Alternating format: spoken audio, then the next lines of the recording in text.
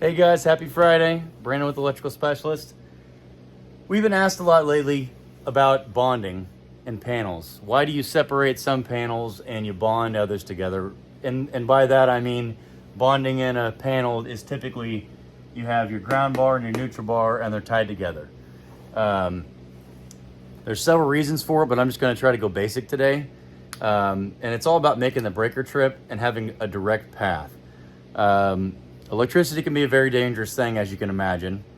And when you have a short circuit or a ground fault, any kind of fault current, we want that thing to go directly on one path. Electricity follows the path of least resistance. Well, we want to make sure we give it that path and it doesn't take its own or choose, if that makes sense.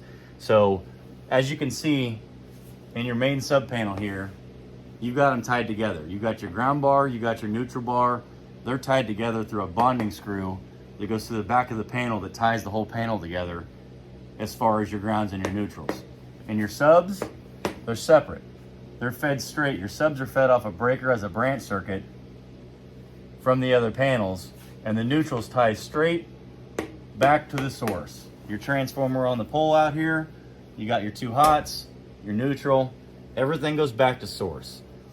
So the main reason we want to separate, especially in sub panels, why we want to separate these is if you've got a load out here, a vacuum cleaner or something like that that blows up, it could be a washing machine, any kind of fault, a ground fault, we don't want it choosing which path it takes.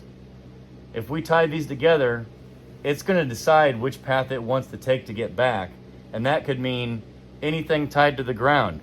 That could be any metal in your house that happens to be tied to the ground, the box itself. We want it to go back to source as fast as possible.